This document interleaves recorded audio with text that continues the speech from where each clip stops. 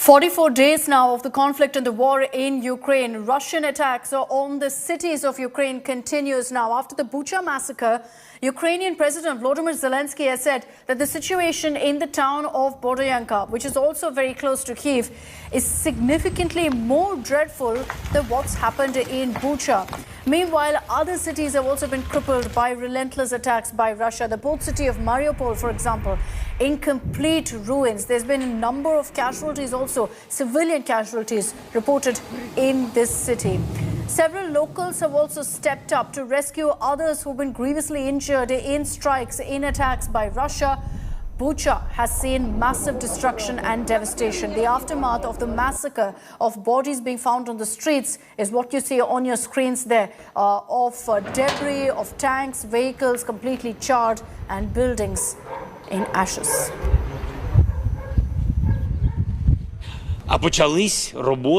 The work to clear the rubble in Borodyanka has begun. It's significantly more dreadful there. Even more victims from the Russian occupiers. And what will happen when the world learns the whole truth about what the Russian military did in Mariupol? There, on almost every street, is what the world saw in Bucha and other towns in the Kyiv region after the withdrawal of Russian troops. The same cruelty, the same terrible crimes. Now this is a team that is on standby. It's slowly going forward, inching forward, trying to look for survivors in this rubble.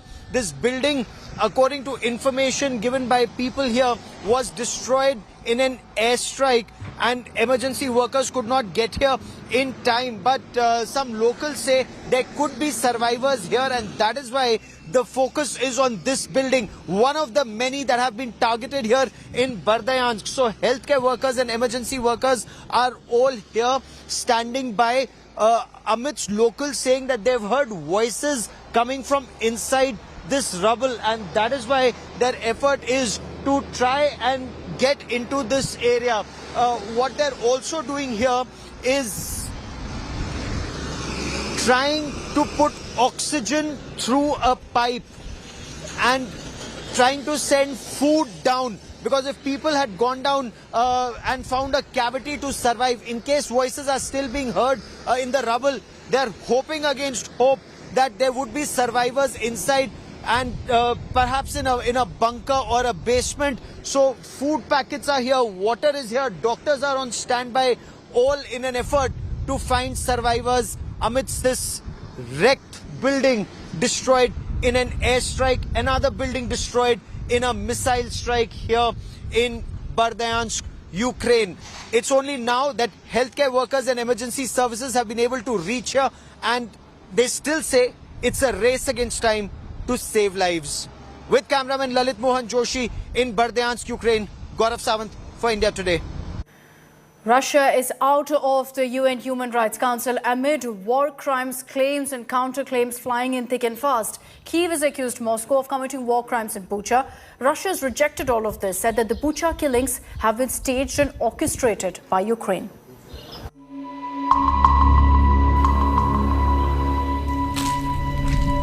Venturing out from homes, navigating through streets littered with bodies, rummaging through the rubble for belongings. Images from Bucha that revealed the horrific side of Russian President Vladimir Putin's war on Ukraine have stunned the world. While the exact toll is not available, the mayor of Bucha claims more than 90% of the bodies have bullet wounds and not shrapnels. So bad is the situation that Tatya has just buried her child who was killed in shelling right here. And she broke down as she explained that to me, that the child must be very cold. Ukraine and its Western allies say there is enough evidence to prove Russian soldiers committed war crimes in Bucha.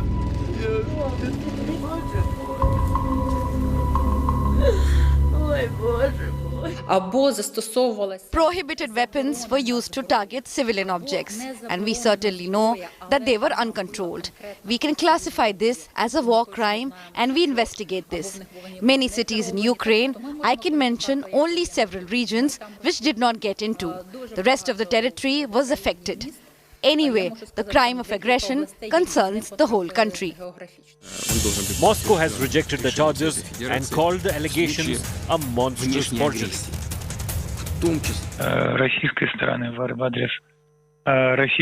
In the entire course of events, a huge amount of data, facts and other parameters do clearly witness that this is a forgery conducted to try and smear the Russian army. It will not work. Claims and counterclaims are flying thick and fast since the Russian invasion of Ukraine. Kyiv claims Russians bombed a children's hospital in Mariupol that killed over 50 people. They are already launching a false campaign to hide their own guilt in the mass killings of civilians in Mariupol.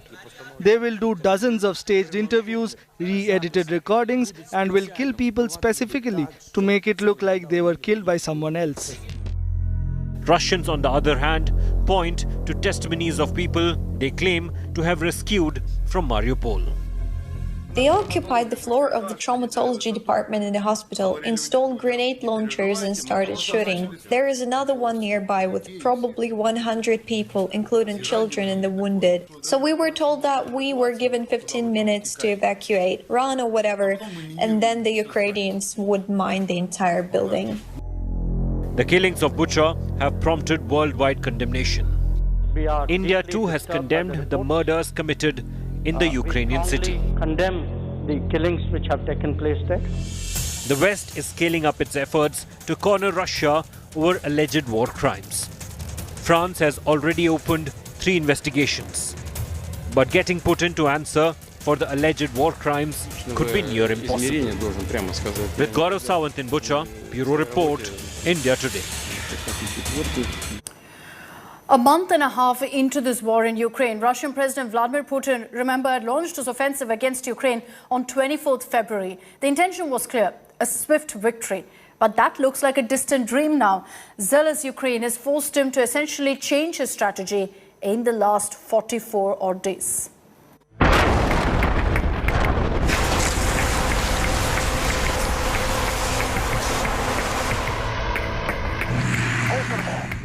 On 24th March, a month into the war, Ukraine's navy sank the Russian ship Orks in the Sea of Azov. The attack destroyed a ship laden with supplies. It also drove other Russian ships back into the sea and damaged Borodyanka port. It was a crucial blow to Putin's military plans. The fact that the war has been going on as long as it has without it being a decisive victory yet for Russia gives hope to Ukraine. I think in some respects this action will backfire on Putin because Ukraine might even be closer to the West, which is exactly his opposite outcome that he desired.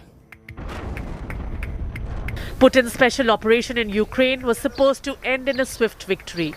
It was never supposed to cross 30 days. But what he didn't take into account was the zeal of Ukrainians to fight for their country. I've taken the decision to conduct a special military operation. Its purpose is to protect people who have been subject to abuse and genocide by the Kyiv regime for 8 years. And to do this, we will strive to demilitarize and denazify Ukraine. Things surely did not go as Putin planned. Russia launched its attack from 2 sides on 24th February. While one part of its troops moved in from Belarus and attacked Ukraine from north, another approached from the eastern flank along the Donbas separatists. After standing outside Kyiv for days, the Russian military announced a strategic change in plans. This was exactly 5 days after Ukraine's marine attack on the Sea of Azov. Some of the operations we see are borderline amateurish. They are very quick to fail. They are very prone to ambushes from Ukrainian forces. So overall, they might have tried to chew a bit more than they can bite, or the other way around, and biting into Ukrainian territory, which calls for a reassessment now. The problem is that the Kremlin needs to turn this operation into a form of victory, whatever the cost. There will be a necessary face-saving for Putin himself, because he just can't back down, right, and declare that the operation is off. The decision taken at Istanbul hit road bumps soon after the Russian and Ukrainian sides left Turkey. After first 30 days, Russia started to retreat from the north and concentrate on the south and east. It looked as if the Russians have been beaten, clearly, in Kyiv. They've given up on trying to take Kyiv for the time being. We thought they'd probably tried to give up on taking Odessa, because they're not making much progress. They're even further away from Mykolaiv than they were last week. So they're being pushed away from Odessa, not towards it. However, if they're going to reorganize and try to move into the southeast of the country, in the Donbass region, and then push this land bridge all the way across the southern coast of Ukraine, all the way through Crimea to Odessa, then maybe that will become part of their strategic requirement again, and we might see a renewed attempt to take Odessa. But I have to say, they're still quite a long way from doing that, and I think that the Russians will find that they've got a pretty tough fight in the Donbass, because they'll be up against the best of the Ukrainian forces, who are all concentrated, and as they have been for the last 8 years, in that southeastern part of the country. But the retreat came at a cost. Bodies littered all over Bucha, the most horrific episode of the war. Ukraine claimed it was a war crime. The world joined in. Russia denied a hand in the killings, saying its troops had left Bucha days before the bodies were found. But the world backed Ukraine. More sanctions were imposed on Russia by the US, UK and others, and more arms were pledged to it. An even more isolated Putin is now fully focused on Ukraine's east and south, hoping somehow to salvage his pride. Bureau Report, India Today.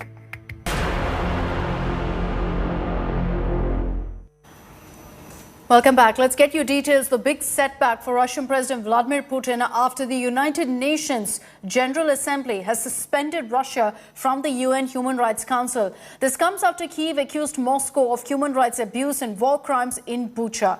The US-led push garnered 93 votes in favor of suspension, while 24 countries voted against and 58 countries abstained. India also abstained. So India is among the 58 abstentions.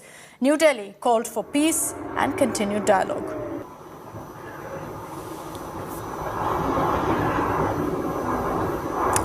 The anti-war cries are growing stronger by the day in Russia as well. Isolated by the world, Russians are fighting the demon of Putin's propaganda and also detention threats in their own way. Some have chosen to leave their own country as soon as the Ukraine war started. Others continue to protest despite grave risks to their lives and families. Russian President Vladimir Putin hates people protesting on the streets. The autocrat has used the harshest measures to quell agitations, particularly the ones against his war on Ukraine.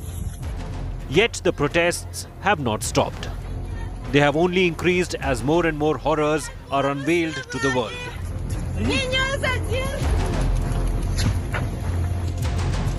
Hundreds were detained from across Russia, including the remote Siberia, in the most recent of protests.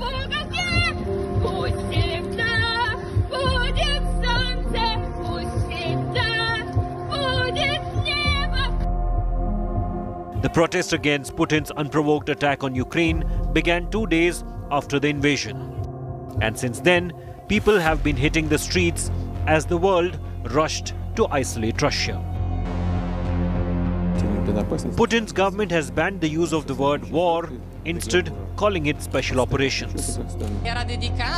But that did not stop a journalist from storming into a live news broadcast on a Russian TV channel, holding up a poster reading "No War" and "Russians Against War." She was taken into custody and was released after a hefty fine. fare una manifestazione. I went to the stationery store, bought markers and made this sign in English for the Western viewers, because I wanted to show the whole world that Russians are against the war, and what was written in Russian was intended for Russian viewers so that they would not believe Russian propaganda and would look for other news. Ovviamente lo spettatore occidentale, perché volevo far vedere. Miles away from home, Andrei Nokrin sent a clip of Marina's protest to his mother in Moscow. I've done it to show her the other side opinion and to try to help her to see the other side and to just maybe have her own thoughts on the events that are happening, not just the propaganda she might be getting from the TV. A day after Russia invaded Ukraine, Olga and Nikolai Kustov packed up and left St. Petersburg. They took their children out of school, bundled their aging cat into a crate and moved to a different country away from Russia. What happened did not leave us the option to live our previous lives. Even if we stayed in our flat, doing our old jobs with our friends and relatives. The world lived one way before February 24, and now it lives differently. In an effort to clamp down on protests, Kremlin has blocked social media like Instagram and Facebook. 90% of my orders are on Instagram. I've got only 2 orders from VKontakte. It's useless. Russian President Vladimir Putin knows that discontent is growing as sanctions are beginning to pinch ordinary people. So he's countering it by trying to spark nationalist feelings in the country. And his first target is the youth of Russia. Bureau Report, India Today.